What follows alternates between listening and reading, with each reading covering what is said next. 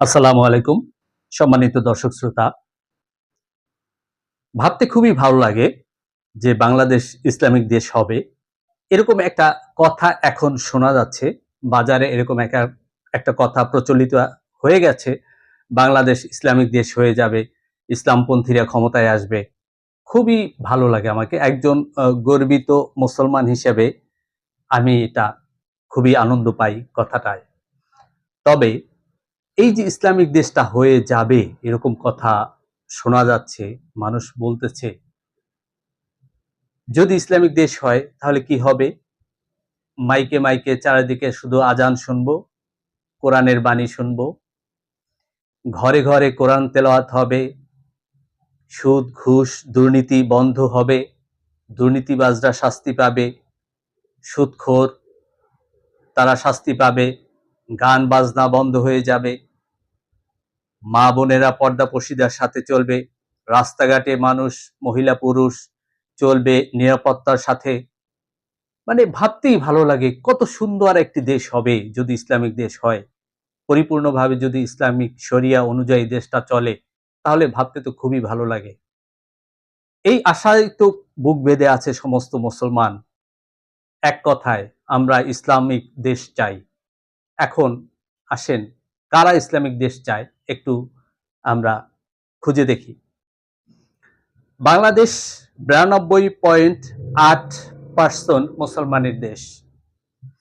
এই 92.8% যে মুসলমানের দেশ, এখন যদি এক জায়গায় ১০০ জন মুসলমান থাকে, তাদের ভিতরে যদি প্রশ্ন করা হয় তোমরা কারা ইসলামিক দেশ চাও, দেখা যাবে সেখানে হয়তো ৯৯.৯৯% মানুষই হাত জাগাবে যে আমরা ইসলামিক দেশ চাই। একজন যদি নাও জাগায় হাত, তাহলে সে অন্যান্য মানুষের ভয়তেও সে অর্ধেক হাত জাগাবে, পুরো না জাগালেও। এই যে প্রায় ৯৯% মানুষ, যে ৯৯.৯৯% মানুষ যে ইসলামিক দেশ চায়, এরা কারা? আসুন আমরা একটা যদি আমাদের সমাজে দিকে তাকিয়ে দেখি, আমরা সমাজের অবস্থাটা একটু তাকিয়ে দেখি, তাহলে কি পাই আমরা? আপনি একটা দোকানে যাবেন, এগুলো চাক্ষুষ চোখে দেখা, আপনার ডানে বামে সামনে পিছিয়ে আপনি অনেক পাবেন এরকম, আমি নিজেও দেখেছি। দোকানে যাবেন, দেখবেন লম্বা দাড়ি, গোল টুপি, লম্বা পাঞ্জাবি পরা, পুরা ইসলামিক লেবাস, পুরা সুন্নতি লেবাস।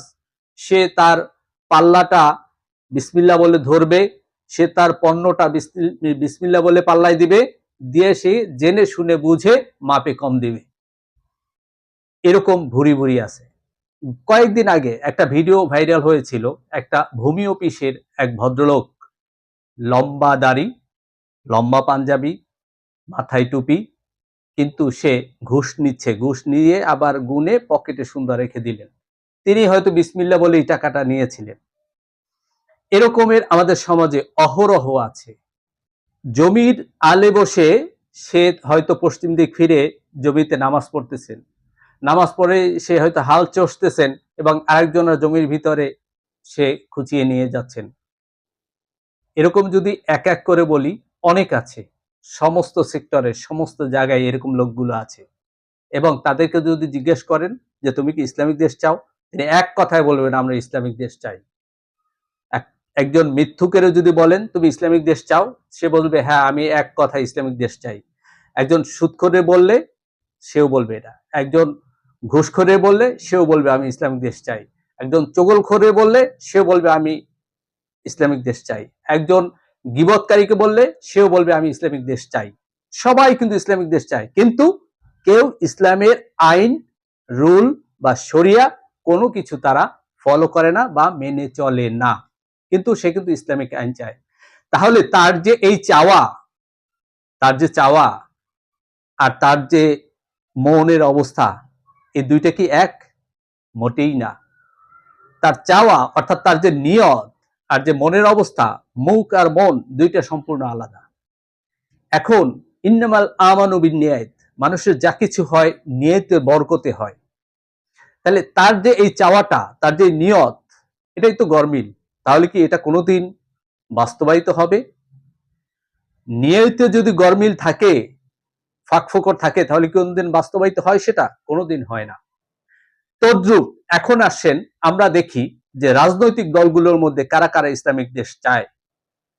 বাংলাদেশে অনেক বড় বড় ইসলামিক দল আছে, তারা সবসময় বলে আমরা কোরআনের আইন চাই, সৎলোকে শাসন চাই, নবীর সুন্নাহ নবীর আদর্শ অনুযায়ী আমরা রাষ্ট্র পরিচালিত করতে চাই।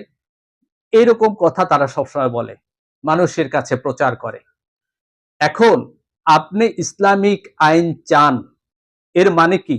আপনি যদি ক্ষমতায় যান তাহলে কি শুধু আপনার ইসলাম? আপনি যখন ক্ষমতার বাহিরে আছেন তখন কি আপনার ইসলাম নাই? এই দলগুলোর বাংলাদেশের প্রত্যেকটা ওয়ার্ডে ওয়ার্ডে পর্যন্ত তাদের কমিটি আছে। সেই কমিটিতে তারা দেশে বিভিন্ন পরিস্থিতির উপরে এক এক সময় এক একটা কর্মসূচি দেয় এবং সেই কর্মসূচি তারা পালন করে। কখনো বিক্ষোভ করে, কখনো তাদের দলের দাওয়াতি কাজ করে, বিভিন্ন রকম ভাবে সেই ওয়ার্ড পর্যায় পর্যন্ত তারা কমিটির এই কাজগুলো করে।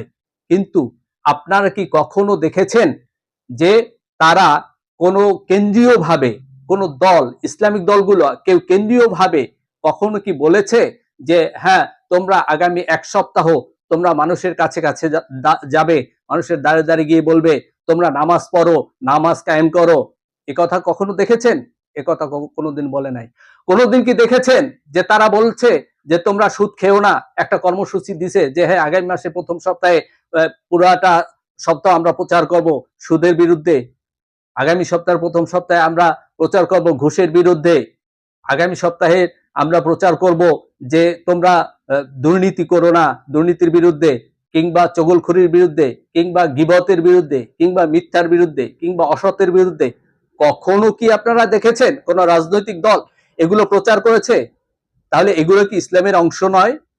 এগুলো পালন করা কি ইসলামের অংশ নয়? না আপনি শুধু ক্ষমতায় গিয়েই তারপর আপনি ইসলামিক আইন কায়েম করবেন, ইসলামকে পালন করবেন? এটা কি হয়? আপনি যদি মনের ভিতর সত্যিকার ইসলাম থাকে, আপনি ক্ষমতার বাইরে যখন আছেন তখনও তো আপনি এটা পালন করতে পারেন, মানুষকে ইসলামের দাওয়াত দিতে পারেন, যদি আপনি সত্যিকার মনে প্রাণে ইসলাম চান। কিন্তু আপনারা তো সেটা করছেন না, আপনারা শুধু বসে আছেন কবে ক্ষমতায় যাবেন। তাহলে দাঁড়ায় কি? দাঁড়ায় হলে এটাই যে তাদের আসলে ইসলাম কিছু নয়, ইসলামকে ব্যবহার করে তারা মানুষকে ভুলভাল বুঝিয়ে তারা ক্ষমতায় যেতে চায়। আর ওই মানুষগুলো যারা মাপে কম দেয়, দুর্নীতি করে, পুরা ইসলামী লেবাস পরে, লম্বা দাড়ি রেখে, লম্বা জামা পরে, এরা ইসলামী লেবাস দিয়ে ইসলামকে ব্যবহার করে তার দুর্নীতি করতে চায়। এই দুই দলের মধ্যে কোনো পার্থক্য নাই। এরপরে আসুন, আরো কিছু দল আছে, ইসলামিক দল আছে, এরা বছরে একটা সময় বিশাল মাহফিল করে। এই মাহফিলের উদ্দেশ্য, মেইন উদ্দেশ্য হচ্ছে টাকা কামানো। সারা বাংলাদেশ থেকে তাদের কাছে এই টাকা পয়সা, হাঁস মুরগি গরু ছাগল লাউ কুমড়া এগুলো নিয়ে আসে এবং বিশাল একটা লাভ করে তারা।